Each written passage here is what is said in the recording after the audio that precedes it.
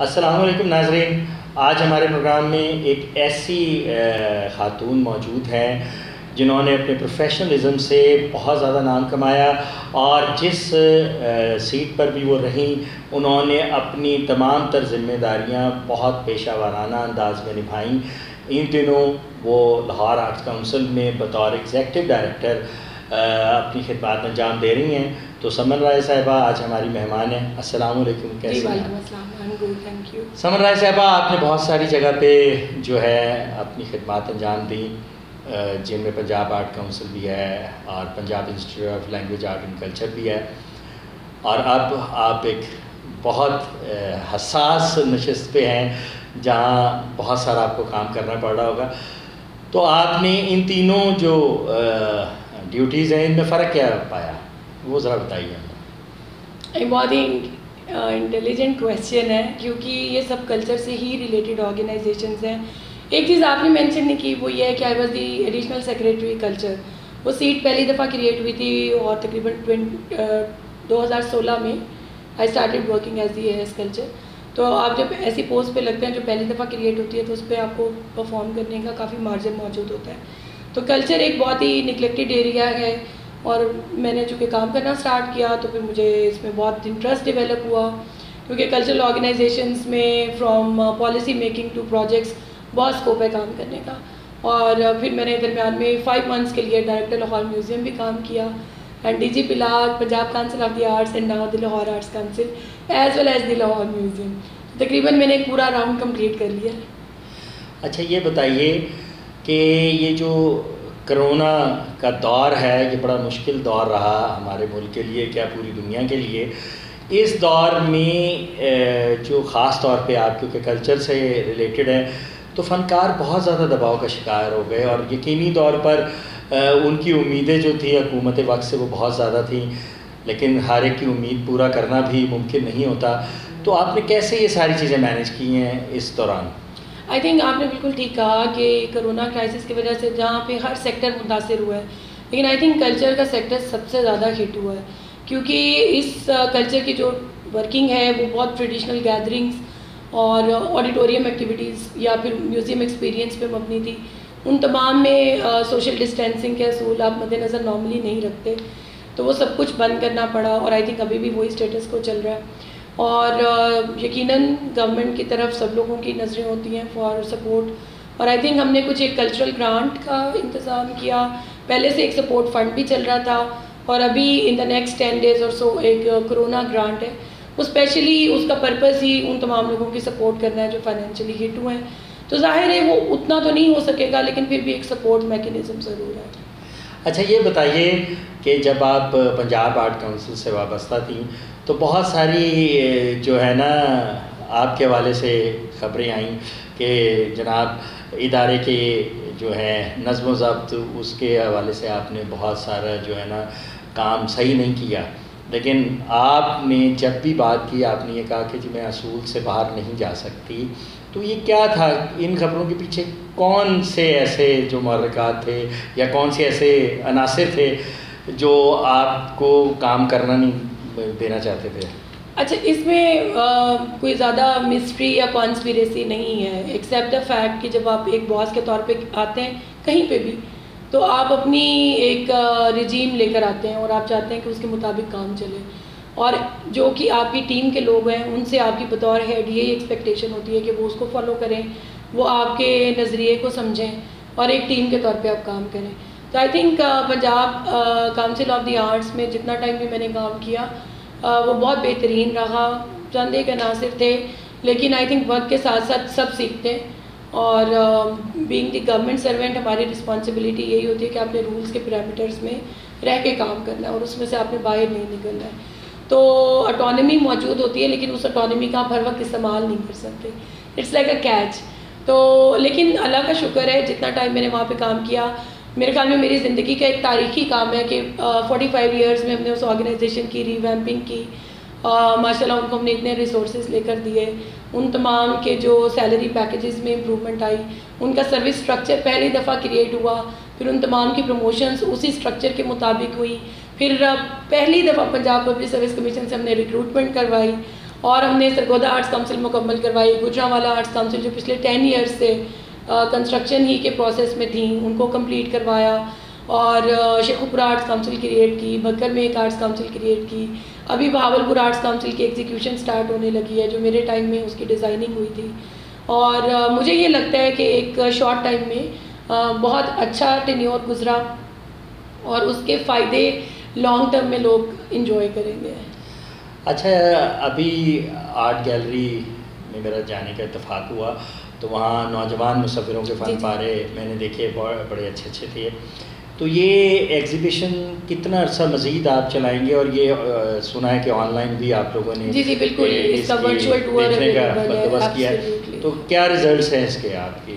I think یہ پہلا تجربہ تھا, چونکہ میں نے 1 جون سے آنورڈز جوائن کیا تھا لاہور آرٹس کاؤنسل کو, اور مارچ میں اس ایگزیبیشن کی تیاری کمپلیٹ تھی, لیکن پھر کرونا کرائسس کی وجہ سے ایگزیبیشن ممکن نہ ہو سکی. میں نے جوائنڈ آئی تھاٹ کہ اس کا طریقہ کار بدل دیتے ہیں, لیکن اس ایگزیبیشن کو اس لیے ضرور کرتے ہیں کہ سال میں جو پارٹیسپیٹنگ آرٹسٹ ہیں ان کو انتظار رہتا ہے اس کا. اور سب سے انکریجنگ بات یہ تھی کہ اس میں 500 کام شامل ہیں, اس میں سے 300 فیمیل آرٹسٹ ہیں. تو آئی تھنک ان تمام کو اس کا شدت سے انتظار تھا. یہ ان کا ایک ذریعہ معاش بھی اس کے ساتھ جڑا ہوا ہے. یہ آرٹ فار آرٹ سیک نہیں ہے, it is an art for livelihood. اور I think during corona crisis اور بھی اچھی وجہ ہے کہ اس کو ہمیں ممکن بنانا چاہیے تھا. پھر ہم نے اس کا ورچوئل ٹور کریٹ کیا, آن لائن ڈسپلے اس کا اویلیبل ہے, بہت اچھا فیڈ بیک رہا. اس کو انٹرنیشنل میڈیا نے بھی کور کیا. ابھی بھی سیل کا کام جاری ہے, کام روز بک رہا ہوتا ہے, اور جتنا آرٹسٹ نے کام اس کا رکھا ہے فی, وہ ڈائریکٹلی آرٹسٹ کو جاتی ہے. So there is no commission charge by the gallery itself. تو I think it's a big service to the rising artist and especially the female artist. اچھا, یہ بتائیے کہ ایک اور بہت شور سنائی دے رہا ہے آپ کے اس آفس کے ارد گرد کہ ڈیلی ویجز کے جو ملازمین ہیں ان کو آپ نے برطرف کر دیا ہے. تو کیا ان کی واپسی کے کوئی امکانات ہیں, یا بس وہ بیچارے اب گھروں کو ہی چلے گئے؟ اچھا, یہ بھی thank you for raising this point. We all need to understand کہ جو ہماری کاؤنسل کی انکم 2 طرح سے ممکن تھی, کہ ایک ہمیں گورنمنٹ کی گرانٹ ملتی ہے, اور دوسرا کاؤنسل خود پیسے کماتی ہے, جو کہ تمام آڈیٹوریمس کے رینٹ سے آتے ہیں. اور پہلے اسٹیج ڈراما کی ایکٹیویٹی بھی چل رہی تھی, وہاں سے بھی انکم آ رہی تھی. تو امپلائیز کی ضرورت بھی تھی, کام بھی تھا, اور ہم ان کو پے بھی کر سکتے تھے. مارچ سے لے کے 30 جون تک کی تمام پیمنٹس ہماری طرف سے کلیئر ہیں. 30 جون تک کی even the group of daily wagers جن کی آپ بات کریں ان کی سیلریز بھی پیڈ ہیں. اینڈ ٹوڈے از دا 6 جولائی, اور ابھی ہمیں چونکہ گورنمنٹ کی طرف سے گرانٹ بھی نہیں ملی, اور ایک آرگنائزیشنل ہیڈ کے طور پہ آپ تبھی کچھ کمٹ کرتے ہیں when you have amount to make payment for their salaries. تو ایک یہ ابھی انسرٹینٹی کا ٹائم ہے, لیکن اٹ از آلویز امپورٹنٹ کہ جتنا کرائسس چل رہا ہے آپ ادارے کا ساتھ دیں, ناٹ دیٹ کہ آپ ادارے کے امیج کو اسپوائل کریں. اس ادارے کے ساتھ اگر آپ ہیں تو آئی تھنک اچھا برا وقت گزر جاتا ہے. لیکن یہ کرائسس ساتھ میں یہ بھی ڈیمانڈ کرتا ہے کہ ہم تھوڑی سی ڈگنیٹی کا بھی مظاہرہ کریں. تو یہ وقت بھی گزر جائے گا انشاءاللہ, اور اچھا وقت ضرور آئے گا. اچھا, یہ بتائیے آپ نے تو بیرون ملک بھی کافی وقت گزارا ہے, وہاں کے سسٹم میں اور یہاں کے سسٹم میں آپ کیا فرق پاتے ہیں؟ بیرون ملک میں نے جو وقت گزارا وہ میں نے ایک اسکالرشپ پروگرام کو پرسیو کیا تھا, and I did masters in the social policy from Australian national university, اور ایک میں نے پبلک ایڈمنسٹریشن میں گریجویٹ ڈپلومہ کیا تھا. آئی تھنک پاکستان میں اور باہر کے ممالک میں ایک بہت جو فرق ہے وہ یہ ہے کہ ایز سچ ہم اپنے کلچر کو بہت اون نہیں کرتے, لیکن وہ جیسے بھی ہیں اور وہ جو بھی ہیں دے فیل پرائڈ کہ ان کا کلچر ہے اور وہ اس کو بہت اون کرتے ہیں. سو مجھے یہ ہمیشہ ایک فرق محسوس ہوتا ہے, لائک میں نے جس طرح آسٹریلیا ڈے پہ وہاں پہ تقریبات دیکھی اور لوگوں میں ایک فخر کا جذبہ ہوتا ہے کہ وہ آسٹریلینز ہیں. تو آئی وش کہ being Pakistanis and there is every reason for us to be happy, to be extremely proud. I think we should be proud Pakistanis. اچھا, مجھے یہ بتائیے کہ آپ جس بھی عہدے پہ ہوتی ہیں اس کو اپنے سر پہ سوار نہیں کرتی ہیں, اور آپ کو کوئی پرواہ نہیں ہوتی چاہے آپ کدھر بھی ٹرانسفر کر دیے جائے آپ کا. یہ کیا وجہ ہے؟ بہت سارے تو لوگ ایسے ہیں کہ جو کہتے ہیں کہ اگر ہم اس سیٹ پہ آ گئے ہیں تو لائف ٹائم گارنٹی کے ساتھ بیٹھ جائیں, لیکن آپ نے کبھی پرواہ نہیں کی کسی بھی سیٹ کی. تو اس کے کیا ریزن ہے, کچھ بتائیں. آئی تھنک مجھے تو لوگ یہ کہتے ہیں کہ آپ نے کلچر پر سر پہ سوار کیا ہے, لیکن on a serious side I think I am a government servant, اور پوسٹنگ اور ٹرانسفر تو اس کا ایک انٹیگرل حصہ ہے ملازمت کا. لیکن انٹرسٹنگ یہ ہونا چاہیے کہ آپ ہر کام کو کچھ انٹرسٹ لے کے کریں. آپ جس بھی شعبے میں لوکل گورنمنٹ میں یا ایجوکیشن ڈپارٹمنٹ یا ہیلتھ یا ڈسٹرکٹ گورنمنٹس کہیں پہ بھی موقع ملے پرفارم کرنے کا تو اس کو آپ انٹرسٹ لے کر کریں. تو آئی تھنک یہ ایک امپورٹنٹ بات ہے, اور I always like to do whatever work I have in my hand. اچھا یہ بتائیے کہ آپ تو ماشاء اللہ ورکنگ لیڈی ہیں اور ایک آپ کا گھر بھی ہے, تو دونوں کو کیسے مینیج کرتی ہیں آپ؟ بالکل, work as well as home it's like a tough combination, لیکن I think with a proper time management. میں مدر بھی ہوں, ماشاء اللہ میرے 2 بچے ہیں, دونوں اسکول میں پڑھتے ہیں اور آج کل آن لائن کلاسز چل رہی ہیں. لیکن آئی تھنک اچھی ٹائم مینجمنٹ کر لیں, تھوڑی سی پلاننگ کر لیں تو سارے کام ساتھ ساتھ ممکن ہے. اچھا, آپ اپنے پروگرام کو اختتام کی طرف لے کے جاتے ہیں تو ایک بڑا اہم سوال ہے. جی جی. یہ جو بلڈنگ ہے جسے ہم الامرا کے نام سے جانتے ہیں, یہاں ایک ہال ہے جسے ہال نمبر 1 زیادہ تر لوگ کہتے ہیں, لیکن میں ان کی کام علمی پر حیران بھی ہوتا ہوں کیونکہ اس ہال کا جو نام رکھا گیا تھا نور جہاں آڈیٹوریم. جی بالکل. اور مجھے یہ سزا بھی مل چکی ہے, اب تو وہ مرحوم ہو چکے ہیں. آپ کے یہ ایگزیکٹو ڈائریکٹر تھے اصغر گیلانی صاحب. جب میں نے میڈیا کے ذریعے اس بات کو ہائی لائٹ کیا کہ بھئی نور جہاں آڈیٹوریم ہے, نہ تو کوئی تختی لگی نہ کچھ ہوا, اور تصویر بھی میڈم کی سٹور میں پڑی ہوئی رول رہی تھی. خیر اس خبر کا یہ اثر ہوا کہ انہوں نے مجیب الرحمان شامی صاحب کو میری شکایت بھی کی, مجھے نوٹس بھی ہوا, لیکن اگلے ہی دن جب میں آیا ہوں تو تصویر میڈم کی زمین سے اٹھ کے وہ دیوار پر لگ چکی تھی.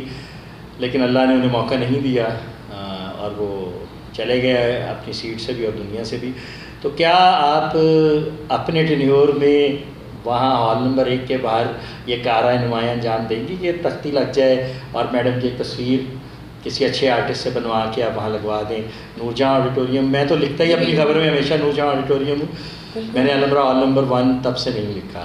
آئی تھنک ایک تو خیر آپ کا بھی بہت شکریہ, کیونکہ دیکھیں یہ وہ ایفرٹس ہیں جو عام ملک کے نامی گرامی میوزیشین سنگرز وہ ہمارے لیجنڈز ہیں, تو ان کی رسپیکٹ ہمارے سب کے اوپر بہت فرض ہے. تو آئی تھنک کہ ان اے بفٹنگ مینر جو کہ استھیٹیکلی بھی بہت خوبصورت ہو, اور وہ بھی نیکسٹ کچھ دنوں میں ہم اٹیمپٹ کر لیتے ہیں, اور تختی بھی اور نام بھی وہ اس کو ممکن بناتے ہیں. اچھا, جیسے پاکستان ٹیلی ویژن کارپوریشن میں اور ریڈیو پاکستان میں جب بھی آپ لوگ جائیں تو ایک چیز نظر آتی ہے کہ بڑے بڑے لیجنڈس کی تصاویر وہاں آویزہ ہیں.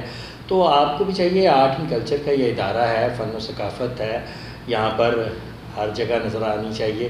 تو آپ بھی کوئی ایسا کام کریں کہ اپنی گیلری میں کوئی ایک دیوار ان کو دے دیں جس پہ وہ تصاویر سج جائیں. آئی تھنک یہ بہت اچھا آئیڈیا ہے, لیکن آج کل جب سے میں کام کر رہی ہوں ہم نے ایمفیسس ڈیجیٹل پلیٹ فارمس پہ شفٹ کر دیا. تو آئی تھنک ایک ورچوئل ٹور ہم کریٹ کرتے ہیں, میڈم اور ان کے علاوہ اور بھی جتنے بڑے بڑے لیجنڈس ہمارے رہے ہیں ان تمام کی خوبصورت تصاویر کو لے کے, اور وہ ایک ورچوئل ٹور کی فارم میں کریٹ کرتے ہیں جو کہ راؤنڈ دا کلاک بھی چل سکتا ہے, اور کچھ والس کریٹ کر کے اس پہ ہم اس کو رن کر سکتے ہیں. I think it's a brilliant idea.